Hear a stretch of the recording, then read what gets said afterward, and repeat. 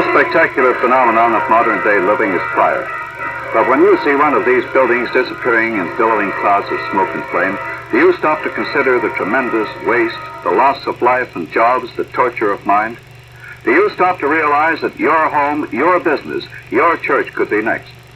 When you see a charred and blackened body carried from a fire-wrecked building, do you think that the next time it might be one of your loved ones?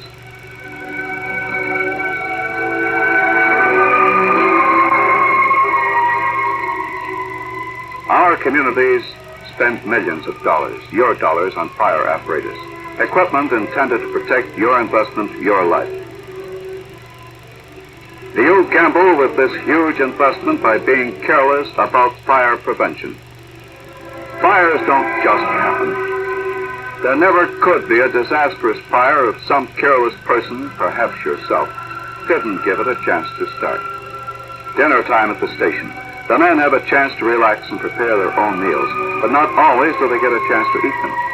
They don't look much like heroes, but they are civilian peacetime heroes.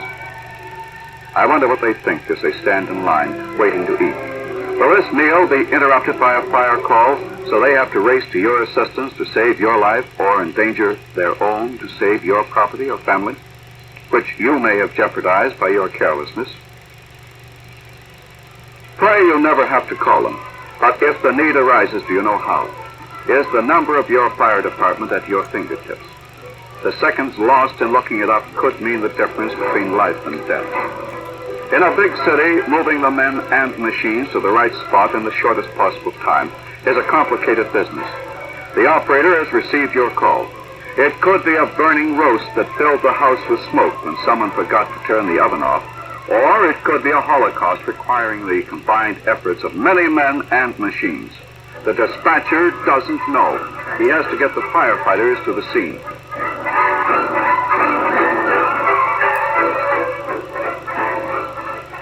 These men are off to battle.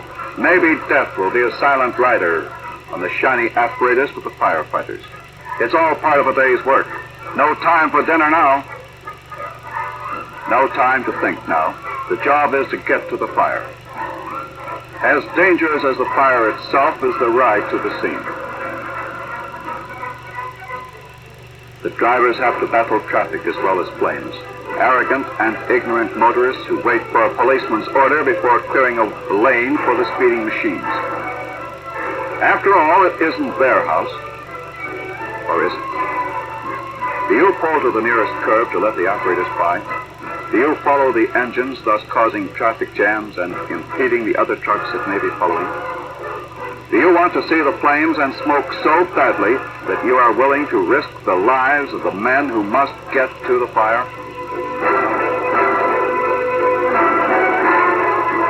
This is a definite fire we're going to discuss. A school, one of the most dreaded types. This looks like a bad one. No time to waste. An alarm box is pulled, then a second, then a general.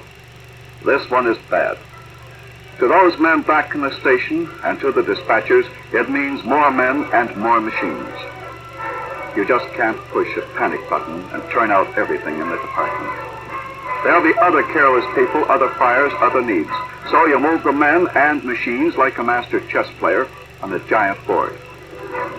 But unlike the chess player, you have no time to think out your next move. But it's been planned long in advance, so let's get the wheels rolling.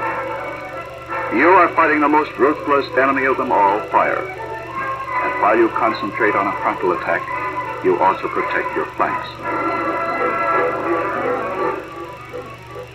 In outlying stations, you take a piece of equipment here, another piece there, and send it to fill in at stations vacated by the original firefighting force. No need to leave an unprotected flank for fire, any fire, to attack in another direction. It's out of the hands of the dispatcher now, and in the hands of the very capable firefighters. Be careful at the corner. Some engine or ladder truck may be coming up the street.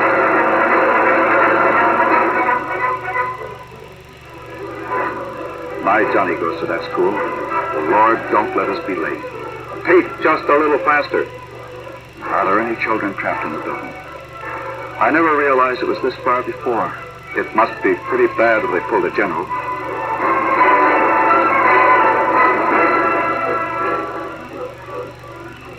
There it is up ahead. No time to look for Johnny now. Get the water to it. Where are those ladders? Not a very big fire, is it? Actually, not a very big school. But there are 93 youngsters in there, already dead or dying. There's a terrific piece of equipment there. It's called the snorkel. The latest thing in a firefighting weapon. It'll help us get the water in where it'll do the most good fast. That's not going to be much satisfaction to the fathers and mothers of those youngsters already dead. There's a tremendous mass of equipment here now, a whole army of firefighters. It looks confusing, but it's one of the most efficient operations you'll ever see. A planned battle that went off like clockwork. You'd think that the enemy was completely defeated, but you know who really won? Well, there are 95 dead in that building, killed by carelessness. No, not yours, someone else's. It's always someone else's. More men and machines. It looks as though we'd overwhelm that fire by sheer numbers of men and machines, and we did. It was brought under control in 30 minutes. Oh, it seems much longer in these films, but 30 minutes after the first engine arrived, the fire was knocked down.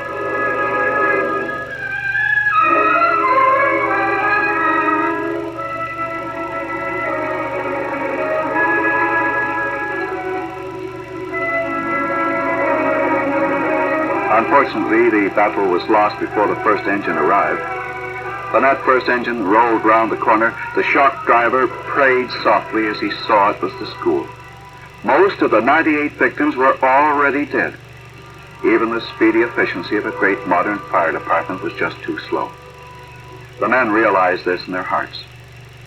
But there was the job of pushing back the flames from the victims, of trying to rescue whatever children might still be alive.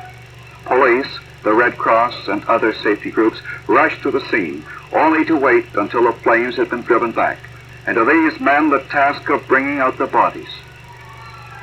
Please, Lord, don't let that be Johnny. Can there be anyone in there still alive? Knock those flames down, drive them back. We've got to get in to find out. Just can't believe it. It doesn't look that bad, does it? Was Johnny in school today? Was he one of the lucky ones to get out? Why don't they hurry? That's not fair. We couldn't use any more equipment if we had it. We have it licked now. Technically, it was a smashing victory for modern firefighting methods, but a very hollow victory. You see, 95 are dead.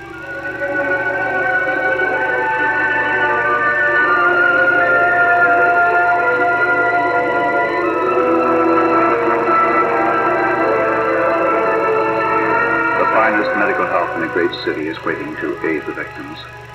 Ambulances are waiting to make the run to hospitals. Traffic lanes have been cleared. Hospitals alerted. Doctors and nurses waiting.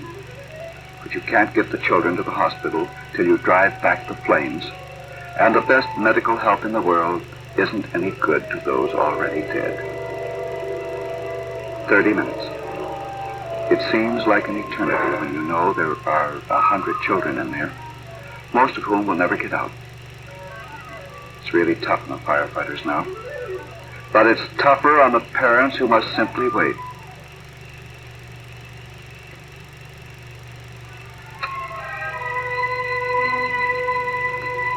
Here they come with another child's body. No, this one's a nun. She died at her post.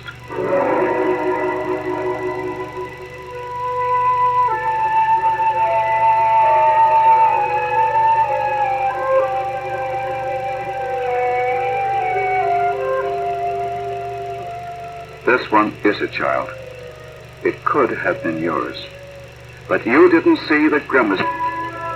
29 children sitting at their desks, dead. The fire is a stubborn enemy. It never quits. You have to lick it completely or let it run its course. And if it runs, it doesn't stop until it has completely destroyed its victims. And still men and machines move up to the fight. Too late now to do much except bring out the dead. Did that child move? Maybe this one's alive. Let's get him to the hospital. One side there, please.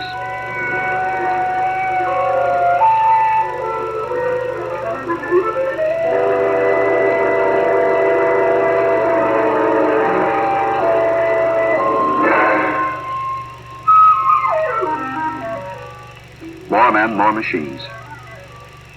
You think you've seen this all before. You think this has been going on for hours. But remember, this fire was under control in just 30 minutes. I almost said 30 short minutes. Actually, they were a lifetime for some. Long, tragic, torturous minutes for those parents who watched and didn't know whether their Johnnies or Marys were in the building. They couldn't even tell which one of those pitifully charred bodies might be Johnny or Mary. It's all over now.